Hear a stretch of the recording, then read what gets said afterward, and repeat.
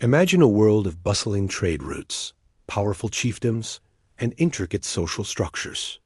This was the Philippines before the sails of foreign ships appeared on the horizon. For centuries, these islands were a vibrant crossroads of Asian cultures, connected by sea lanes to China, Japan, India, and the Arabian Peninsula. Societies were organized into barangays, each led by a datu. Life was rich with local traditions, languages, and beliefs. But in the early 16th century, a new power emerged, one that would sail across the vast Pacific and forever alter the destiny of these islands. This is the story of the first 50 years of Spanish colonization, a period of dramatic encounters, fierce resistance, and profound transformation. Our story begins not in the Philippines, but in Europe during the Age of Discovery. Spain and Portugal were locked in a fierce rivalry to control the lucrative spice trade. Spices like cloves, cinnamon, and pepper were worth more than gold, and the race to find a westward route to the Spice Islands or the Moluccas was on. Enter Ferdinand Magellan, a Portuguese explorer sailing for the Spanish crown. In 1521, after a perilous journey across a vast, unknown ocean, his expedition sighted the islands that would one day be known as the Philippines. When Magellan's fleet landed on the island of Hominhan, the initial encounters were cautious but peaceful. They traded goods with the locals, led by Rajah Humabon of Cebu. Magellan saw an opportunity. He sought to convert the locals to Christianity and secure their allegiance to the King of Spain. Rajah Humabon, perhaps seeing a strategic alliance against his rivals, agreed to be baptized along with hundreds of his followers. This moment marked the very beginning of Christianity in the Philippines. But Magellan's ambition would soon lead to his downfall. He demanded that other local chieftains also submit. One of them, Lapu-Lapu of Mactan, refused. The resulting conflict, the Battle of Mactan, saw Magellan killed and his forces defeated. It was a powerful act of resistance, a story that has echoed through Filipino history for centuries. The surviving members of Magellan's expedition eventually made it back to Spain, completing the first circumnavigation of the globe, but the first attempt to establish a Spanish foothold in the islands had failed. For over 40 years, the Philippines remained largely untouched by European powers, though several Spanish expeditions tried and failed to establish a permanent settlement. The memory of Lapu-Lapu's victory served as a stark reminder of the challenges that awaited any foreign power. But Spain's desire for a base in Asia, a key to both the spice trade and the riches of China, never faded. The dream of colonization was just dormant, waiting for the right leader and the right moment. That moment arrived in 1564. A new expedition, commanded by Miguel López de Legazpi, set sail from Mexico. Legazpi was a different kind of leader, less of a conquistador and more of a diplomat and administrator. He had learned from Magellan's mistakes. Instead of demanding immediate submission, Legazpi pursued a strategy of diplomacy and alliance building.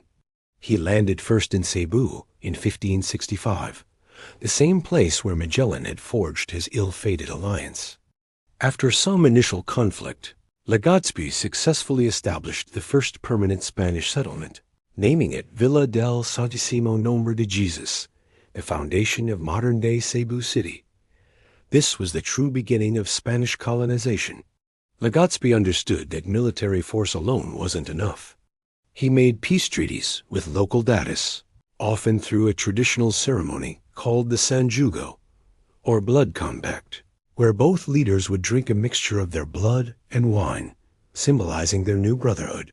This tactic helped him secure allies and gradually expand Spanish influence without constant, large-scale warfare.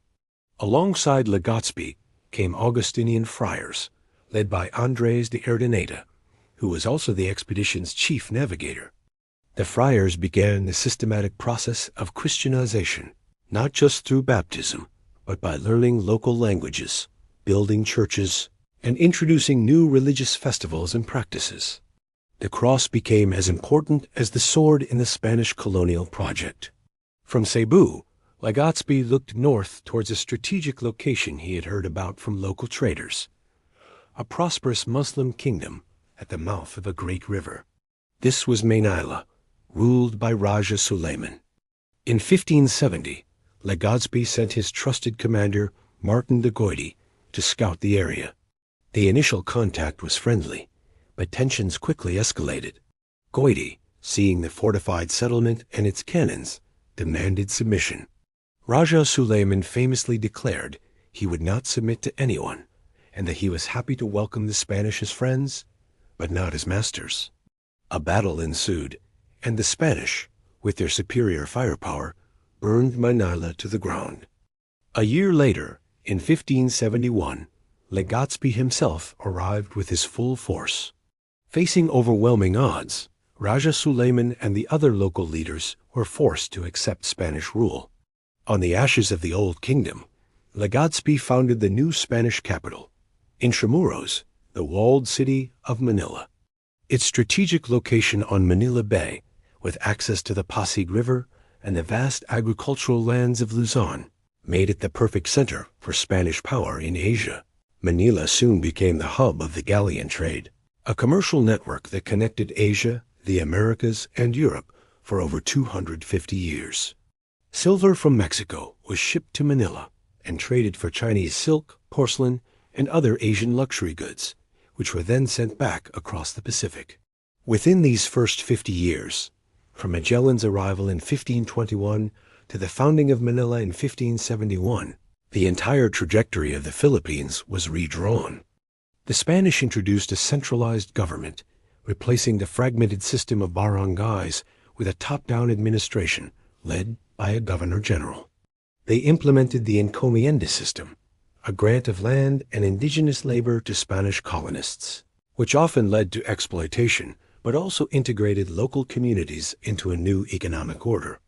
The archipelago, which had no single collective name, was christened Las Islas Filipinas in honor of King Philip II of Spain, giving a diverse collection of peoples a single identity, at least in the eyes of the colonizers. The most enduring legacy, however, was cultural and religious.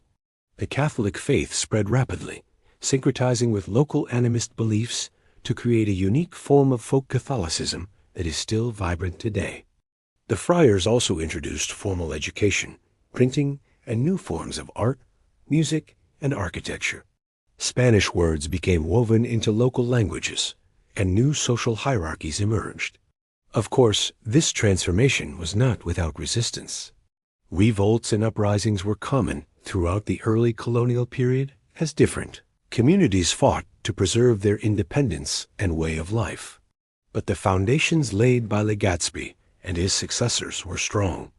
The first 50 years set the stage for over 3 centuries of Spanish rule, a period that would profoundly shape the culture, religion, and identity of the modern Filipino nation. It was an era of conflict and collaboration, of subjugation and adaptation, a complex and often painful beginning that changed everything. Thank you for watching. If you found this journey into the past insightful, don't forget to like this video, subscribe to our channel, and hit the notification bell for more deep dives into history. Let us know in the comments what part of this story you found most fascinating. See you in the next video.